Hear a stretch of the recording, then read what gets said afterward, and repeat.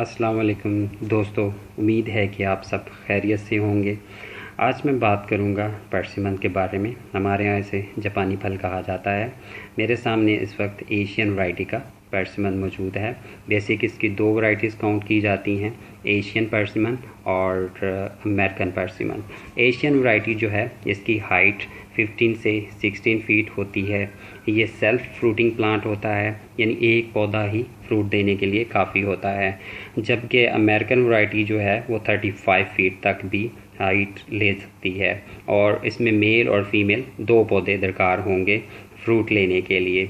सबसे पहले हम बात करेंगे एशियन वैरायटी के बारे में। मेरे सामने चूँकि एशियन वैरायटी का पौधा है तो जितनी भी हम इंफॉर्मेशन देंगे वो एशियन वैरायटी से रिलेटेड होगी कि इसको किस किस चीज़ की ज़रूरत होगी अच्छी ग्रोथ के लिए।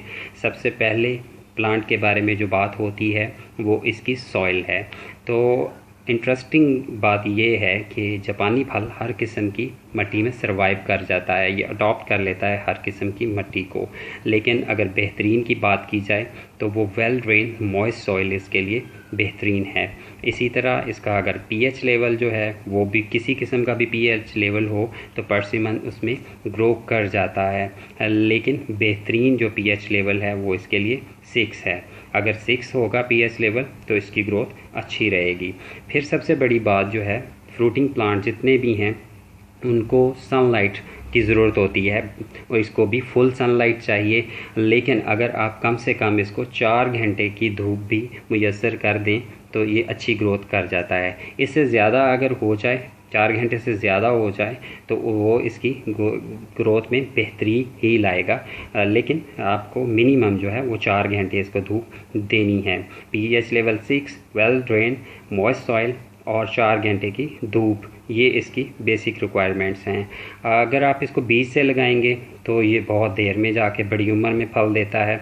लेकिन अगर हम इसको कटिंग से ग्रो करें तो दूसरे से तीसरे साल ये फल देना शुरू कर देता है। इसीलिए ज़्यादा प्रेफर यही किया जाता है कि ये पौधा कटिंग से ही हासिल किया जाए। टेम्परेचर जो है वो बहुत कम भी हो जाए तो ये बर्दाश्त कर लेता है। तकरीबन 0 पे भी अगर टेम्परेचर हो जाए तो फिर भी ये पौधा इसमें सरवाइव कर जाता है। पर्सिमन जो है इसके बारे में ये चीज़ याद रखें कि इसका जो रूट सिस्टम है वो डीप रूट सिस्टम होता है, तो उसको आपने मद्देनज़र रखना है। वाटरिंग के लिए ये चीज़ आपको जहन में रखनी है कि इसकी रूट्स जो होती हैं वो डीप रूट सिस्टम वाली हैं। तो लिहाजा इसीलिए जो मॉइस्ट सॉइल है उसको इसके लिए अच्छा काउंट किया जाता है। अब बात करें अगर हम कि इसको कटिंग से जब लगाना है तो इसकी कटिंग लेने के लिए भी कुछ चीज़ों को जहन में रखना है आपने। ये पौधा वैसे तो पेस्ट फ्री पौधा है, इसको किसी किस्म के पेस्ट का कोई भी खदशा नहीं है। लेकिन हमेशा पौधे जो है वो ओवर वाटरिंग से ही डेड होते हैं, यानी ये मॉइस्ट होना चाहिए लेकिन पानी बिल्कुल इसमें खड़ा भी नहीं रहना चाहिए। बात करने लगे थे हम कटिंग के बारे में, तो आपने जब कटिंग लेनी है तो जो पेरेंट प्लांट होगा उसको आपने तकरीबन पानी जो है वो 12 घंटे पहले आपने पानी देना है उसको, यानी वो पानी में ही रहे, उसको अच्छी तरह से आपने पानी देना है। फिर उससे कटिंग्स लेनी है। तो आप 6 इंच की उससे कटिंग लेनी जितनी भी आपको दरकार हो। वैसे कटिंग की तादाद ज़्यादा रखें तो उसमें ये चांस रहता है कि कोई उसमें डेड हो भी जाएगी तो कोई ना कोई तो जर्मिनेट कर जाएगी। तो आपने उसकी जो लेंथ है वो आपने 6 इंच की लेंथ जो है वो रखनी है। और इसकी जो लकड़ी हो वो सेमी हार्डवुड होनी चाहिए, बहुत ज़्यादा मोटी शाख भी नहीं होनी चाहिए और बिल्कुल नाजुक शाख भी नहीं होनी चाहिए। तो दरमियानी थिकनेस जो है वो बेस्ट होती है।